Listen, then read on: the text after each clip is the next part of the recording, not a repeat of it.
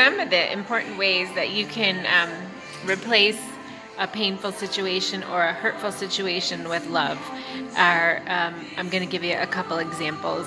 One of them is to stay present. For example, if you can keep your mind and your body connected, even during painful times, that is one of the things exercise does. It brings your mind and body together. And so whether you're, whatever the type of exercise is, I tend to lean more towards yoga and stretching.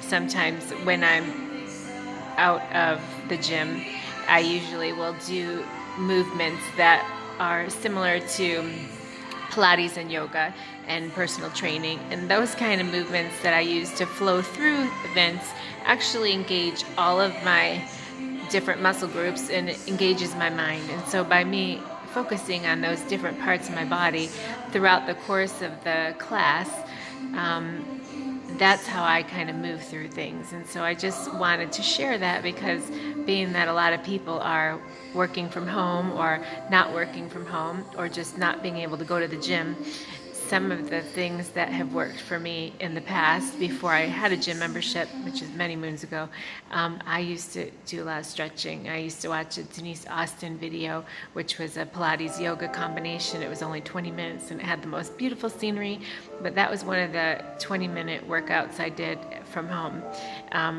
Other things you can do to replace the maybe some of the mind chatter, especially for kids, I used to do for my son Forrest. And we used to listen to Pandora, and we used to listen to YouTube and put on Disney music and listen to kids music, or put on Peter Pan, what was it called? Jake and the Neverland Pirates and Mickey Mouse Clubhouse. Those are some of the things that we did right up until he fell asleep. And then oftentimes I would leave the music playing on in the background so that if he would wake up, he would hear that music, and that music would soothe him right back to sleep. And so don't be afraid to cuddle. Cuddling with your children is such a wonderful way, of course, for them to connect with you and them to feel reassured, especially during times when they hear different things in the news, or they hear about different life events that are scary for them. It's helpful to be able to keep them in your bed and hug them and just let them know everything's okay. And if that's not something that they want, sometimes they might be like a pet, where they just want to have like their foot touching you or their hand touching you, but they don't want their whole body touching you. And respect those differences. Give the child what it is that your little one needs. I share these experiences from personal experience because it is so important during these times to be kind to one another. Kindness really matters. If someone's cold, lend your blanket or get them one. If someone needs shelter, do your best to help them find shelter. If somebody needs a friend, be that friend. I think it's so important. These are highly unusual times, and I've heard the word unprecedented probably about 3 times in the past month or so, maybe 2, since I've heard about the coronavirus. And the only other time I've ever heard that word, and I have a master's in education, so I use a lot of vocabulary. The only other time I ever heard that word was when they unjustly took my son, and they said it was unprecedented. And I know the same injustice happens when people die in mass volumes like they are from this coronavirus, and when we have to shift our whole entire society to accommodate scandals and lies, and it's just unfortunate.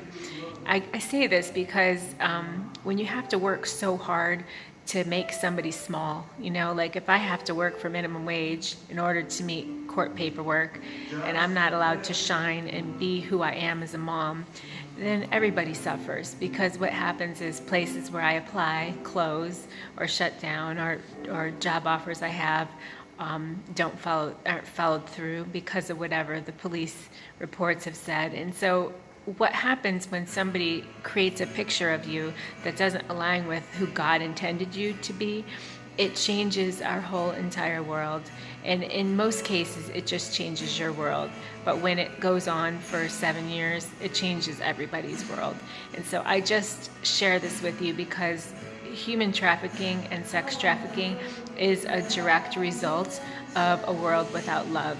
And when you hurt people intentionally, and when you take away their children, it is a real devastation for both the mother and the child in most cases. And I can't speak for anyone else's family. I can just speak for mine, that I had a beautiful little kitten, and I had a beautiful son and his dad, and that was our immediate family. And so if you watch this video and you have little things that you can do within your own community, your family, just remember coming from me. I remember when I was a child and somebody gave me an extra blanket when I was cold. And I remember when I asked my mom, can I have a cup of water? It wasn't that I couldn't get up and get the cup of water, but it was just that I could ask her and she actually would bring me the cup of water. It mattered. When I said I was hungry and she would try to find something to eat that I would like, it mattered. And so I know for my little son, when he had a lot of people tugging at his soul and a lot of demons trying to take him from me, which is what happened, what he did was he had peace in the moments where he watched Jake and the Neverland Pirates or Mickey Mouse Clubhouse or any one of those videos on my computer or on his computer. He had peace when he called for me and I came, or when he was at his learning center or preschool and he needed me and I was available for him. He had peace knowing when he wasn't able to get there, 8 in the morning or 7 in the morning.